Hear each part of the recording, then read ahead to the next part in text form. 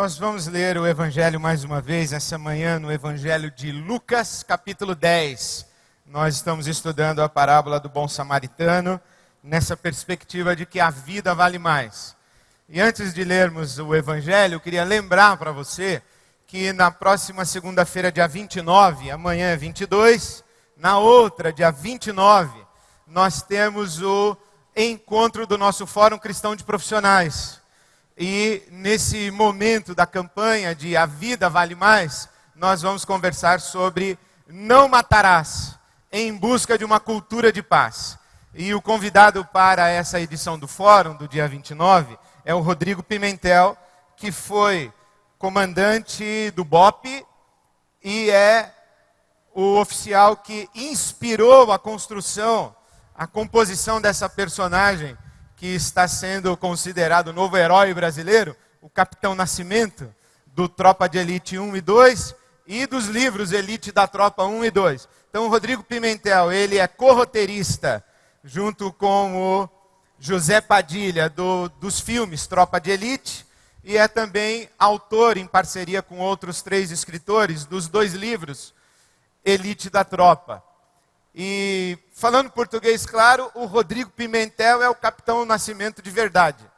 Então, ele vem aqui dia 29 e nós vamos conversar sobre não matarás em busca de uma cultura de paz, segunda-feira 29, às 20h30, aqui na tenda. Então venha, traga seus convidados, traga os seus amigos, nós vamos falar sobre não matarás, porque a vida vale mais. Então vamos lá para Lucas, capítulo 10, eu começo a ler no verso 25. Diz assim: certa ocasião, um perito na lei levantou-se para pôr Jesus à prova e lhe perguntou: mestre, o que preciso fazer para herdar a vida eterna? O que está escrito na lei? Respondeu Jesus: como você a lê? Ele respondeu: ame o Senhor, o seu Deus, de todo o seu coração, de toda a sua alma, de todas as suas forças e de todo o seu entendimento, e ame o seu próximo como a si mesmo. Disse Jesus: você respondeu corretamente, faça isso e viverá. Em resposta, querendo justificar-se, perguntou então o perito da lei a Jesus: e quem é o meu próximo? Então Jesus lhe contou a seguinte história: um homem descia de Jerusalém para Jericó, quando caiu nas mãos de assaltantes. Estes lhe tiraram as roupas, espancaram-no e se foram, deixando-o quase morto. Aconteceu estar descendo pela mesma estrada um sacerdote. Quando viu o homem, passou pelo outro lado. E assim também um levita, quando chegou ao lugar e o viu, passou pelo outro lado. Mas um samaritano, estando de viagem, chegou onde se encontrava o homem e quando o viu, teve piedade, compaixão, misericórdia dele. Aproximou-se e enfaixou-lhe as feridas, derramando nelas vinho e óleo. Depois, colocou-o sobre o seu próprio animal, levou-o para uma hospedaria e cuidou dele. No dia seguinte, deu 2 denários ao hospedeiro e disse: cuide dele. Quando eu voltar, lhe pagarei todas as despesas que você tiver. Qual destes 3 você acha que foi o próximo do homem que caiu nas mãos dos assaltantes? Aquele que teve misericórdia dele, respondeu o perito na lei. Jesus lhe disse: vá e faça o mesmo. Vamos orar? Deus nosso Pai, muito obrigado pela tua palavra e muito obrigado por essa história. A história do bom samaritano.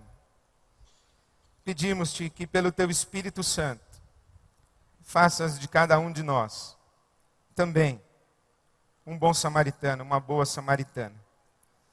Te pedimos assim, Pai, para a tua glória, em nome de Jesus. Amém.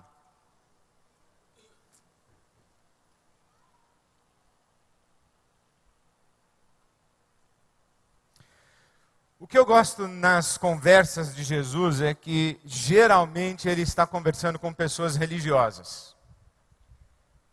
Ontem eu tive a oportunidade de falar num seminário sobre espiritualidade e religião.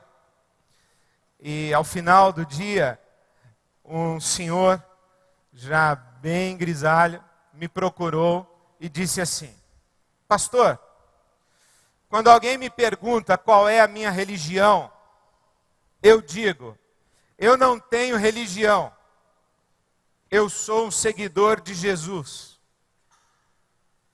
O senhor acha que está certo?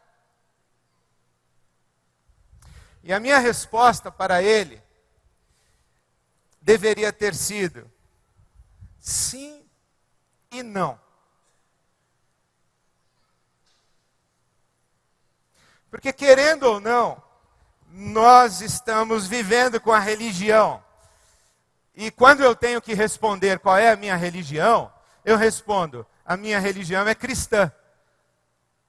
Eu sou um cristão. Porque você sabe que no mundo nós temos pelo menos 5 grandes religiões. O hinduísmo, o budismo, o judaísmo, o cristianismo e o islamismo. Então, se eu tiver que me identificar como uma religião, se eu tiver que me identificar como religioso, eu diria, eu sou cristão. O cristianismo é a minha religião. Porque nós não podemos fugir ao fato de que o cristianismo se estrutura também como religião. Então, a minha religião é cristã. Mas, ao mesmo tempo, ser um seguidor de Jesus implica ressignificar absolutamente tudo que se entende sobre religião. Então, em termos assim de fenômeno social, de realidade social, cultural, existe o cristianismo como religião. Mas o segmento de Jesus sabota o cristianismo como religião. Então, ao mesmo tempo que a minha religião é cristã, eu posso dizer, na verdade, apesar de ter preenchido nesse cadastro aqui, que a minha religião é cristã, ou de ter respondido no censo que a minha religião é cristã, na verdade mesmo eu sou um seguidor de Jesus, porque seguir a Jesus não tem nada a ver com isso que a pergunta, qual é a sua religião, está querendo saber. Digamos assim, que o cristianismo, quando vivido nessa perspectiva de seguir a Jesus, implica a superação da religião. E falar sobre religião, ou melhor, falar mal sobre religião, é um dos meus esportes prediletos. Eu gosto de falar mal de religião. Gosto de entender esse fenômeno religioso e criticar esse fenômeno religioso. Tirar o chão do fenômeno religioso. Gostaria que você fosse incomodado quando você pensasse em religião. Porque religião, de fato, é uma coisa difícil de engolir. E isso, religião, estou falando, como análise ou como fenômeno social que pode ser analisado. Então, os estudiosos do fenômeno religioso vão dizer o que é uma religião. A melhor de todas as definições que eu encontrei é a definição do Otto Maduro. É um venezuelano, um cientista social, um cientista da religião, e ele analisando as religiões, ele chegou à conclusão que religião é um conjunto de discursos e práticas a respeito de seres anteriores ou superiores à realidade natural, com quem os fiéis desenvolvem uma relação de obrigações e dependência. Vou repetir. Religião é um conjunto de discursos e práticas referentes a seres anteriores ou superiores à realidade natural, com quem os fiéis desenvolvem uma relação de obrigações e dependência. Explicando melhor em síntese, simplificando. Toda religião se estrutura da seguinte maneira: divindades aqui em cima, fiéis aqui embaixo. Os fiéis cumprem obrigações para com as divindades, e as divindades derramam benefícios sobre os fiéis. Isso é religião. Qualquer religião está estruturada com essa visão.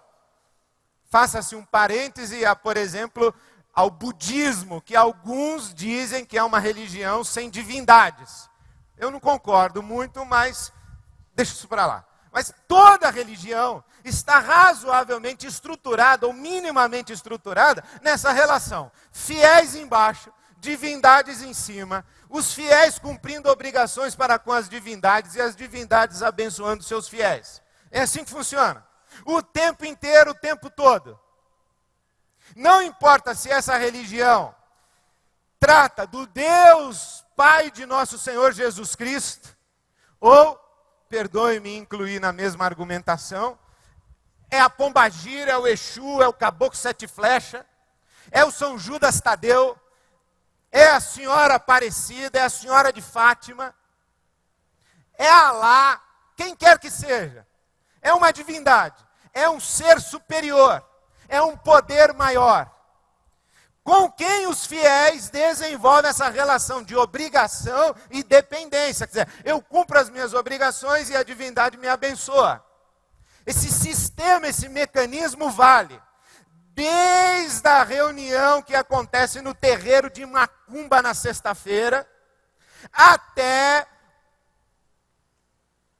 uma reunião na igreja evangélica no domingo. Porque aqui no terreiro de Macumba, o sujeito, ele é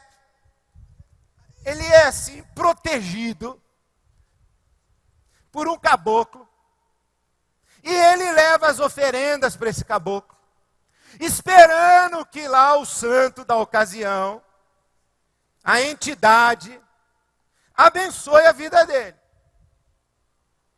E aqui na igreja evangélica, o sujeito fiel leva o dízimo para o Deus Altíssimo, esperando que o Deus Altíssimo abençoe a vida dele. Então, por exemplo, o camarada vai lá no terreiro de Macumba e diz assim: é o seguinte, eu gravei um CD, queria que vendesse bem. Aí o pai de santo diz assim: olha, vou fazer um trabalho para você. Você amarra aí essa fita no seu pulso, coloca esse colar aqui, dá 7 voltas no pescoço e usa esse colar aí e não tira o colar. E se tirar o colar, o CD para de vender.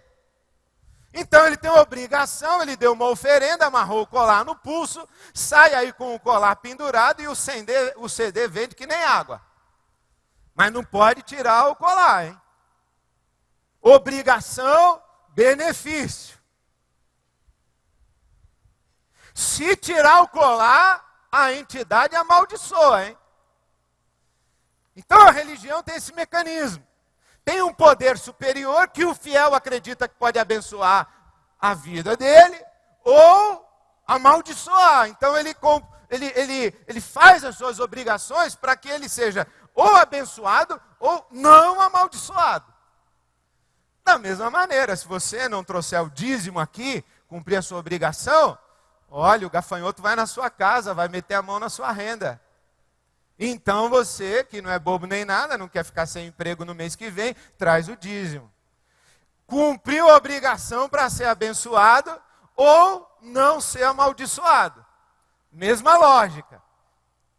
Mesmo raciocínio.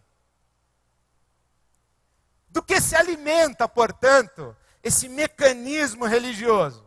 Se alimenta de 3 coisas: culpa, medo e ganância.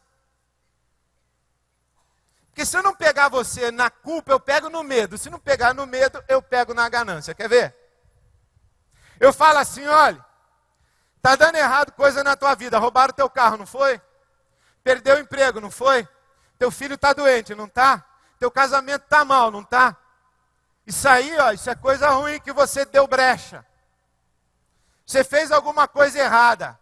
Você deu base legal para o diabo atazanar a tua vida. Já ouviu essa história? Você deu base legal para o diabo te destruir. Ou então você está falhando com Deus e Deus está Velho Testamento contigo, Ele vai te amaldiçoar. Você está pecando, hein? Você está em dívida. E Deus vai pegar no seu pé, e Deus vai fazer cair a praga do gafanhoto na sua vida. O bolso vai ficar furado, você vai trabalhar e não vai ter ganho nenhum, você não vai desfrutar o seu trabalho, porque você é ladrão, você está roubando de Deus. Aí você fala assim: tô mesmo. Porque olha, se eu falar assim, você fez alguma coisa errada? Claro que você fez. Quem não fez nada errado hoje? Levanta a mão. Então você fez alguma coisa errada, você fez. E alguma coisa na sua vida fora do lugar existe. Aí é simples, eu faço você acreditar que isso que não está muito certo na sua vida está sendo atrapalhado ou é resultado de um pecado que você cometeu. Bom, pastor, mas não me lembro de nada. Falei, e aquele aborto lá que você fez em 1979? Ah, e aquela mandinga que você fez lá em 1982? E aquele livro do Paulo Coelho que você leu ano passado? Então eu faço você acreditar que tem um pecado que você cometeu, e por causa desse pecado é que a sua vida está dando errado. Aí eu pego você na culpa. Mas vamos supor que você seja uma pessoa esclarecida na palavra de Deus, no Evangelho, você já leu a Bíblia, e Jesus já entrou na sua vida e fez diferença, e você já entendeu que na cruz do Calvário, todo o seu pecado foi pago, quitado. Que tudo que Deus tinha contra você, Deus pegou e colocou na cruz do Calvário. E uma vez que Jesus cobriu a sua vida, você já leu na Bíblia, em Romanos capítulo 8, que nenhuma condenação há para aqueles que estão em Cristo Jesus. E então você diz assim, pastor, é verdade, eu fiz uma coisa errada, muito errada, aliás, uma não, fiz várias. Só que todas essas estão cobertas pelo sangue de Jesus, e Deus não vai me amaldiçoar, e não vai me culpar, e não vai me cobrar por nenhuma delas. É verdade que eu sofro as consequências das coisas erradas que eu fiz, mas sofrer as consequências das coisas erradas que eu fiz não tem nada a ver com maldição de Deus na minha vida, porque a Bíblia Sagrada diz que o castigo, a maldição que me faz viver em paz, estava sobre Jesus Cristo na cruz do Calvário. Então, pastor, não vem me pegar na culpa não, que está tudo lavado no sangue de Jesus. Aí eu falo, esse aí está bem esclarecido, eu vou pegar no medo. Se não dá para pegar na culpa, eu pego no medo. Eu digo assim, é verdade, meu irmão, que você está lavado, mas se der brecha o diabo pega, hein? Porque a Bíblia diz que o diabo anda ao redor ali, ó, ao derredor. O pastor Ariovaldo Ramos diz que o diabo anda ao derredor, porque ao redor andam os anjos que acampam ao redor. Então o diabo anda ao derredor, como um leão buscando para que abocanhar. Se você der brecha, meu irmão, o diabo vai te pegar.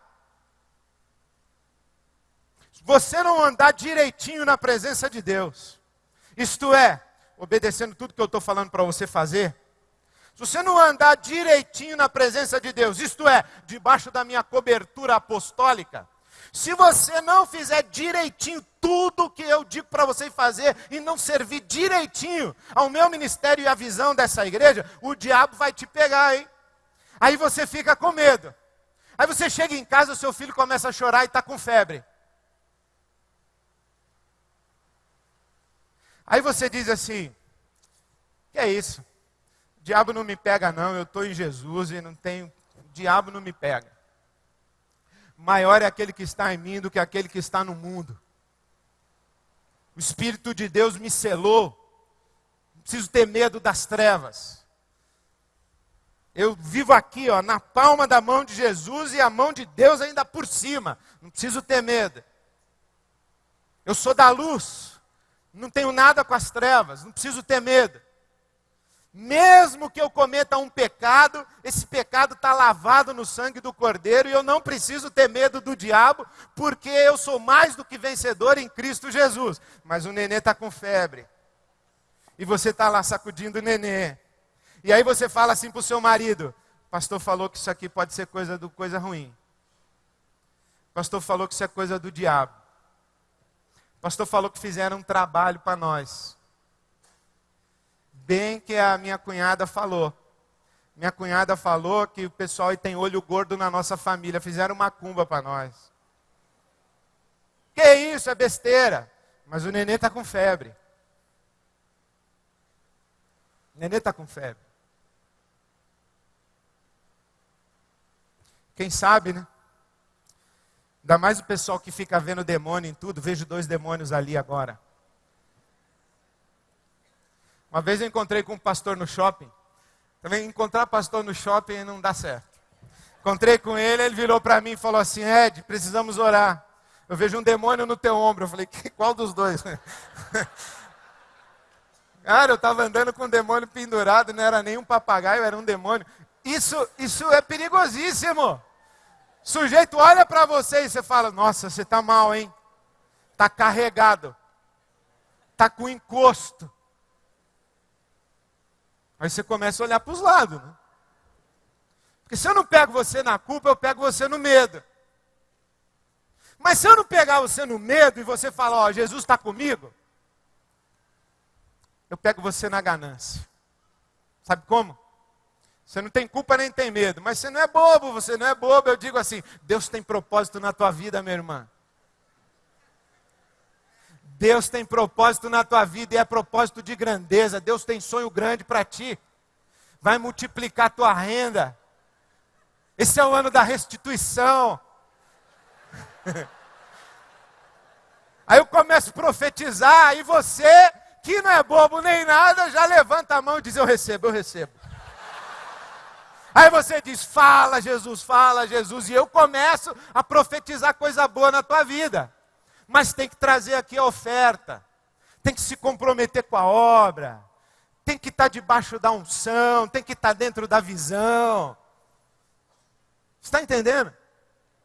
Ou pega na culpa, ou pega no medo, ou pega na ganância. Por quê? Porque o que é religião se não isso? Uma divindade que, se você não fizer o que é certo, ela te amaldiçoa, e se você fizer o que é certo, ela te abençoa.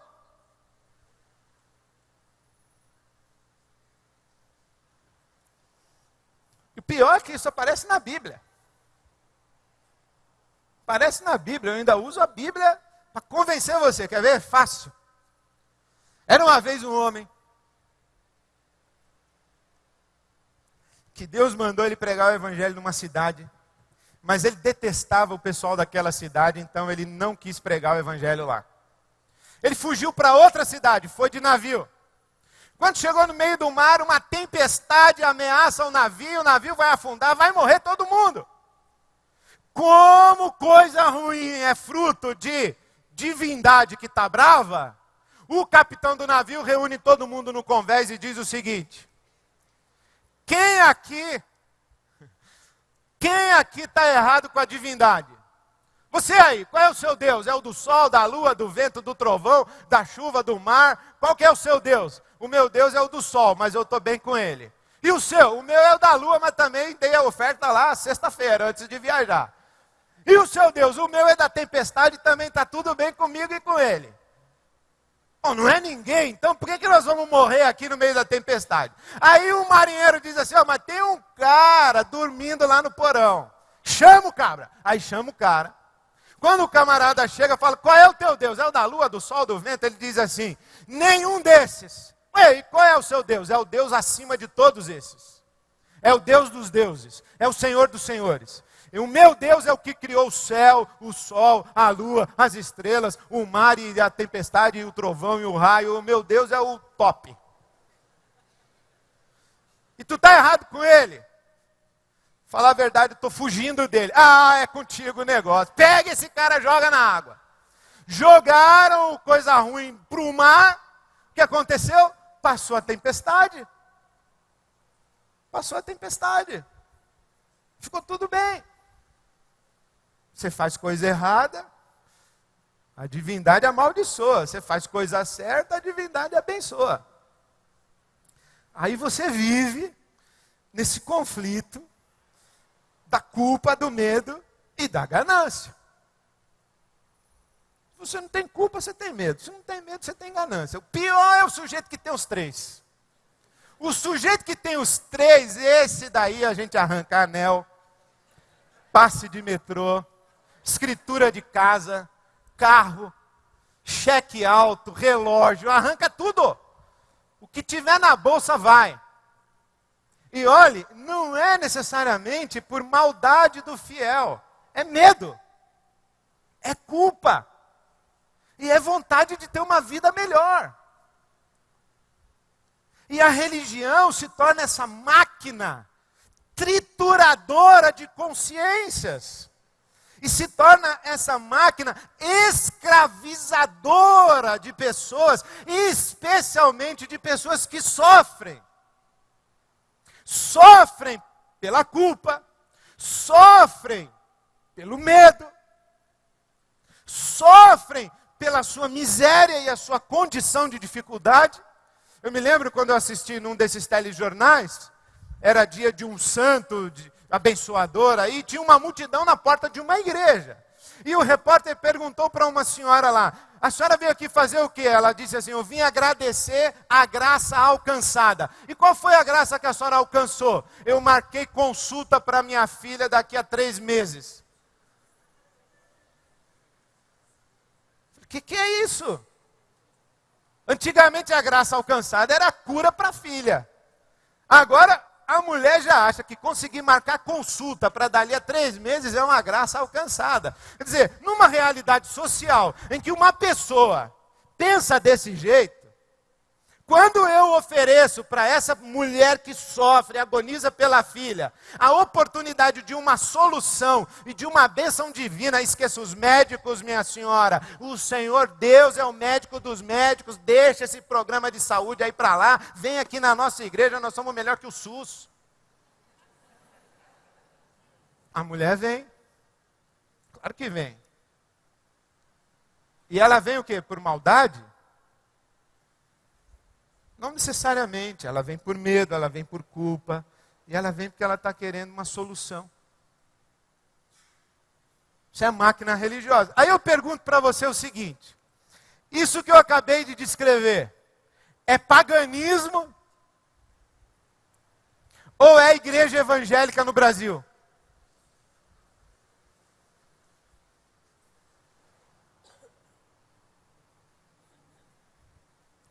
Agora eu pergunto outra coisa. O que isso que eu acabei de descrever tem a ver com o evangelho de nosso Senhor Jesus Cristo? Nada. Absolutamente nada. E aqui na parábola do bom samaritano, o Senhor Jesus ressignifica radicalmente esse conceito de religião que é ancestral. É ancestral, é antiquíssimo. Não é a novidade de hoje.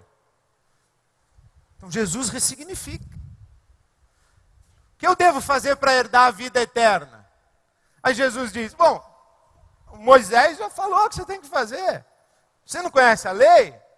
Então, é isso. Então o que o senhor quer dizer é que eu tenho que amar a Deus sobre todas as coisas e ao meu próximo como a mim mesmo? É isso. Por quê? Por causa de Tiago 1, 27. A religião que Deus, o nosso Pai, aceita como pura e imaculada é esta: cuidar dos órfãos e das viúvas em suas dificuldades e não se deixar corromper pelo mundo. Então qual é? Digamos assim, qual é o conceito de religião da Bíblia Sagrada? Amar a Deus e ao próximo.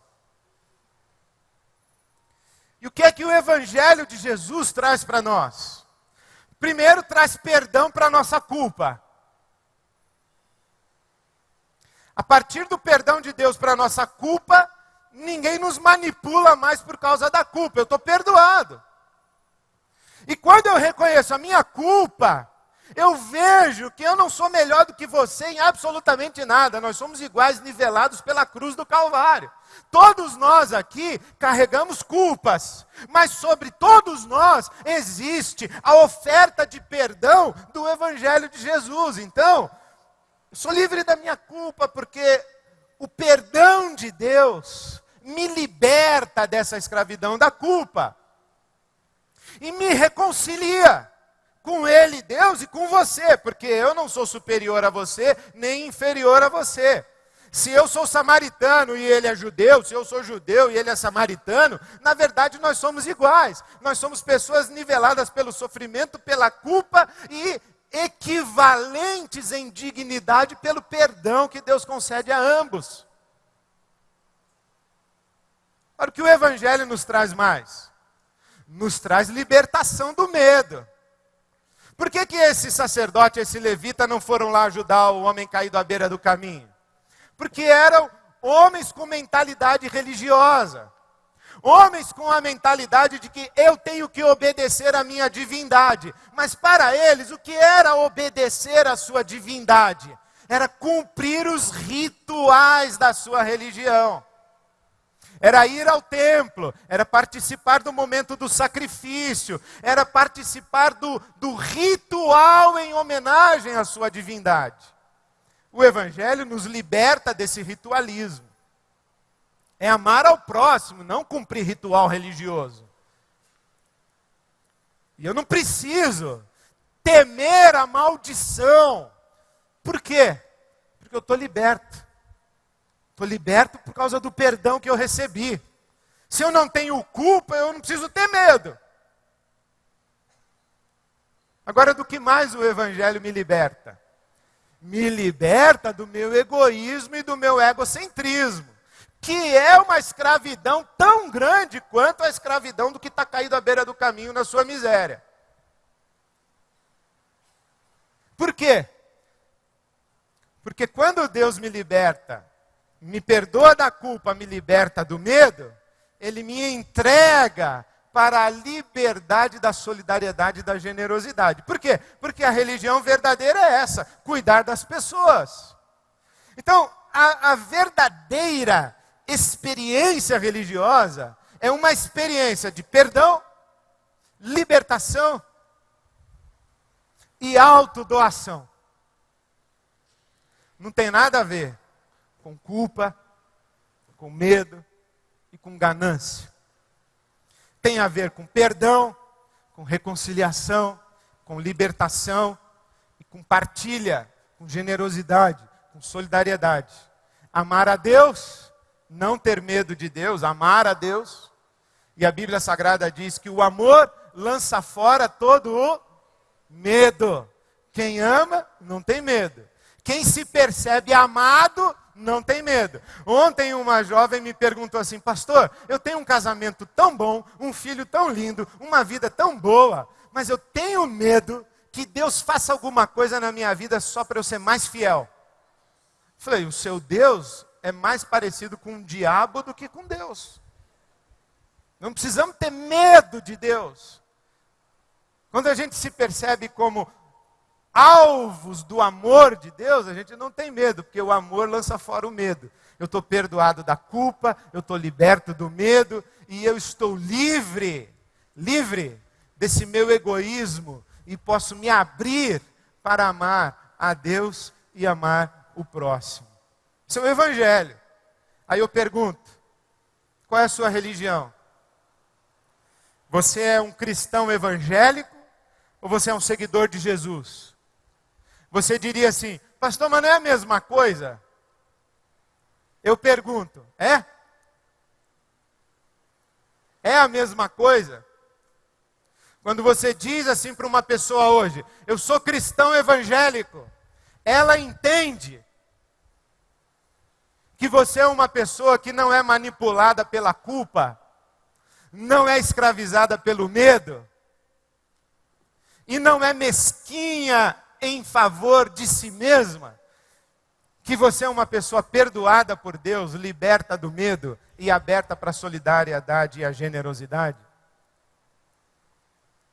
Então, quando alguém me pergunta qual é a sua religião, a vontade que eu tenho é dizer assim, olha, sociologicamente falando, eu sou cristão. Mas na verdade mesmo, eu sou um seguidor de Jesus Cristo.